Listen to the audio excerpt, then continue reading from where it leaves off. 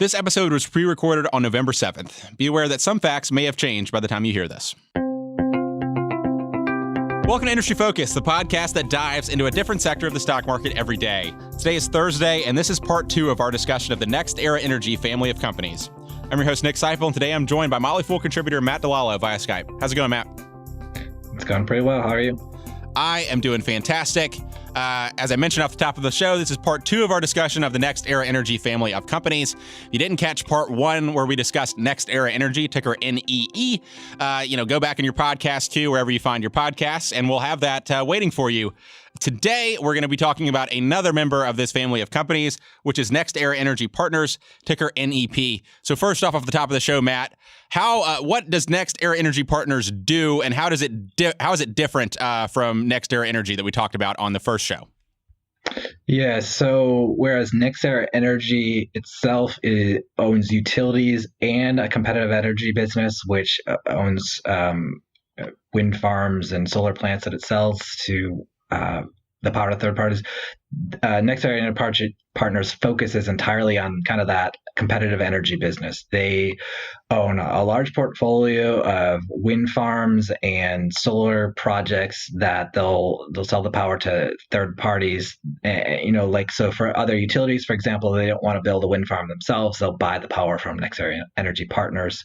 And so what it's structured almost like an MLP in that its focused is to generate cash flow that it returns to unit holders. However, it does not issue a Schedule K-1, which a lot of MLPs does. It gives you a 1099, so investors can hold it in their retirement account. And it also owns natural gas pipelines, so that might differentiate a little bit. So their focus isn't entirely renewable, but it's clean energy. So in their mind, they view natural gas pipelines as being a good fit too. It kind of fits into that yield co bucket that we've talked about on this show, primarily focused in North America. When it comes to the dividend that this company pays, and its primary relationship is with NextEra Energy or NextEra Energy Resources, like we discussed on the previous episode of the show. What are the advantages to owning a NextEra Energy Partners versus owning the NextEra Energy parent company? Can I accomplish a different goal owning NextEra Energy Partners than I would with NextEra Energy? Yeah. Their main focus is to grow their dividend, which has almost double the yield of NextEra Energy at a faster rate. So they're at 12 to 15% per year. So their whole goal is to buy clean energy assets and then to use that, return most of that cash flow to investors through the dividend. So that's one of the differences. And then, as we mentioned in the last show, NextEra Energy has heavy exposure to Florida. So if investors didn't want that hurricane risk that you might get in Florida or the utility risk that you get from owning the utilities, that's another draw to NextEra Energy Partners. So it's kind of gives investors an opportunity to purely focus on clean energy with as long as you're okay with natural gas pipelines, then you get a lot of income growth. So it's definitely, that's their big appeal. Okay, Matt, I want to dive a little bit more into NextEra Energy Partners business. I teased it a little bit on the first half of the show, but would like to kind of dive into it a little bit more.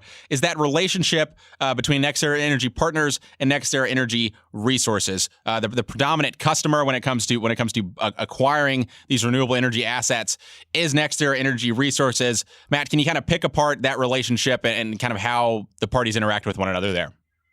Yeah, so NextEra Energy, they will work with other utilities that want to build a wind farm or solar panels or something like that, and they'll build it. So they're kind of like the renewable energy developer, and they'll hold those assets and generate cash flow that they'll use to fund their dividend and to build other ones.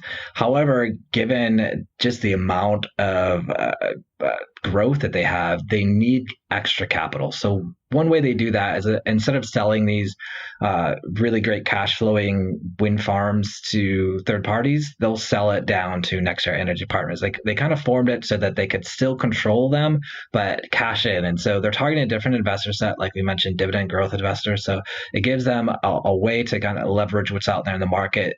Investors that are interested in renewables and in income, it gives them this outlet for these assets, and so then they'll sell them, get the cash, and build more renewable energy assets. Yeah, it sounds kind of like we've talked about with like Brookfield Asset Management in the past, where they recycle their capital through. Sounds like NextEra Energy Partners kind of helps that take place. We talked about before the show, you had mentioned some intricacies when it comes to how they finance these deals and how that's important for investors in NextEra Energy Partners to understand. Can you kind of walk us through that a little bit, Matt? Yeah, so typically what a company like NextEra Energy or an MLP or a YieldCo, what they would have done is they would have sold stock or units to public market investors. Yeah, back a couple years ago when interest rates were really low, investors were just gobbling these up and they would use that cash to make acquisitions. However, the market has changed. A lot of these YieldCos struggled. Some went out of business, and there was bankruptcies, and the energy market's just been in terrible shape the past couple of years. So it's made it really hard for NextEra Energy to be willing and wanting to sell equity to fund these deals. So they've turned to private equity and alternative asset managers as kind of like their go-to capital source. And they've done 3 deals in the past year, one with KKR and the other 2 with BlackRock. And what they're doing is they're getting equity, but not selling stock right away. They're called convertible equity portfolio financing. It sounds really complex, but what it is it's basically almost an IOU where they can sell stock later on. And the hope is that their stock will, gain value in the 4 or 5 years that they'll need to be, before these convertible things are convertible. And so, let's say NextEra stock doubles in 5 years. Well, then they don't need to sell as much to kind of pay these off. So it's a kind of a unique way that they're basically funding their business now, but paying for it later. And are there any risks in that business model that investors should be aware of relative to that traditional model you described of selling units into the open market? Yeah, so eventually someday they're going to have to buy these back. It's part of the structure. It's between 4 to 6 years, depending on which one. So a lot of them, there's like the opportunity to actually exchange it for units. So as long as our units have gained in value, then it works out. But let's say there's a market crash or interest rates rising, and so when interest rates rise, yields on stocks tend to rise too. So that would drop their stock market value. So if something like that happens, they actually it might be worse, and they'll dilute their investors a lot more than they were expecting. So it is something to watch. It's a longer term thing, 4 to 5 years. Yeah, so something to be aware of, and a part of the thesis that you need to bake into this company.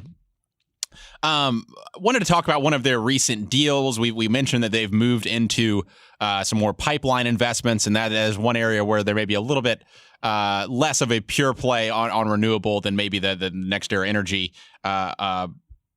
headline company. They recently acquired Mead Pipeline Company, and management had said it really kind of checked off all the boxes they were looking for when it came to an investment. So when you take a look at this recent acquisition, what does that tell us about how NextEra Energy Partners approaches acquisitions, and what does it mean for the business? Yeah, so this was really a one-off. They're always open to making third-party acquisitions, and this almost proves to the market that, hey, we can make third-party deals. We're not 100% reliant on NextEra to fund our growth. So it kind of checked that box. Is strategic. Again, it's a natural gas pipeline, so it's clean energy. The big draw, though, is the value. They're getting it for like 14 times cash flow multiple, which is really, really a good multiple that they're getting it for. And so because they're getting such a great deal and it's so accretive to their cash flow, they don't need to make any more deals until 2021 to fund their dividend growth. And the pipeline itself, it's up in the Marcellus Shale, backed by long-term contracts. So it's very steady cash flow that it's getting. It really fits in well with this idea of we're owning clean energy assets that generate very predictable cash flow, so that it makes the dividend very safe. Yeah, and the real moneymaker there is what you said there on the dividend, that they don't expect to need to do any further acquisitions until 2021 to achieve their targeted distribution growth expectations, which are pretty ambitious. They want to grow their distributions 12 to 15% each year, at least through 2021. When you take a look at that dividend, the opportunity that this company gives to you relative to other yield cos, how attractive is this business on that aspect? Yeah, so I'm going to run through two more names that a lot of investors who might be familiar with the yield codes have heard of: Terraform Power and Brookfield Renewable Power. They're both part of the Brookfield family of companies that we talked about on the show before. Terraform yields 4.8%, so a little bit higher yield. They expect to grow their dividend 5 to 8% per year through 2022 while maintaining an 80% payout ratio. So, you're getting a little bit lower growth rate, a little bit higher payout ratio. However, it's fully funded. They don't need to make any acquisitions. They're doing this growth solely through the previous acquisitions they made. And then they're doing some stuff to cut costs. And then they're doing some wind repowering projects. And what that means is they're taking older wind turbines and replacing them with bigger, more powerful ones, and they can generate more power, more cash flow. So that's Terraform, slower growth, but it's all baked in. Brookfield Renewable, on the other hand, 4.6% yield, expects to grow that 5% to 9% per year through 2024. They're targeting a lower payout ratio, 70%. Again, similar kind of power sources for this growth. Margin enhancement, they're working to cut costs. Organic expansions, they're building more wind farms, hydro plants, those sort of things. The kicker with Brookfield, though, is they also expect another 3 to 5% per year of growth funded by asset sales. So that they actually expect to grow their earnings by double digits going forward. So faster growth with Brookfield. But again, both of these dividends, there's really no financing risk. They don't need acquisitions to fund their growth. So that's a big difference between those two, that investors kind of have to weigh the higher risk versus the higher return.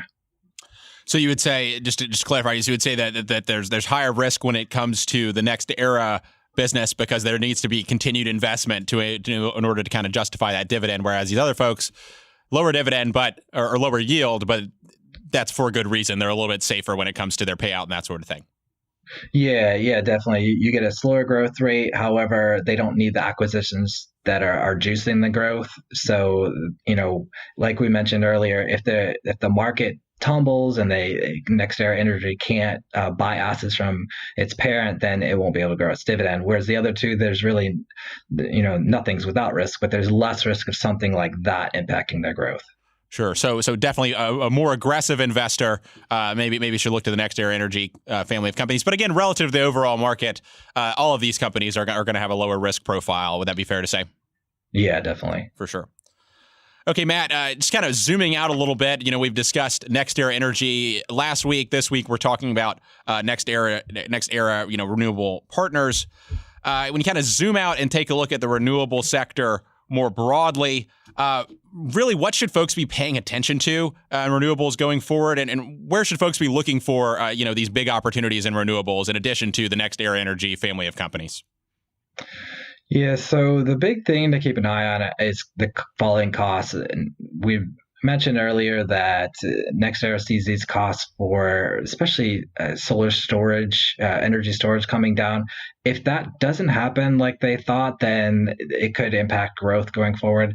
And then you also have to keep in mind with fossil fuels, like part of the big thing with these is that fossil fuels aren't going to, tank in price. But if natural gas prices keep going down as they are, that might tilt the balance a little bit. So, there's risk involved in renewable growth. However, kind of the big tailwind here is climate change. There's a lot more being talked about with that. And even if the numbers aren't there, you'll still have, the financial numbers aren't there. You'll still have a lot of investment in renewables just because those concerns are getting more real. Yeah, it's one of those, if the people want it, they will buy it, no matter what the price is. And so, we've seen interest really ramp up the past several years. I don't expect that to turn back anytime soon. And if the economics come along for the ride, there's a really big opportunity here. Matt, thank you as always for coming on the show and for sharing all your knowledge when it comes to this sector of the market. Thanks for having me. As always, people on the program may own companies discussed on the show, and the Motley Fool may have formal recommendations for or against the stocks discussed, so don't buy or sell anything based solely on what you hear. Thanks to Austin Morgan for his work behind the glass. For Matt Dilallo, I'm Nick Sciple. Thanks for listening, and Fool on.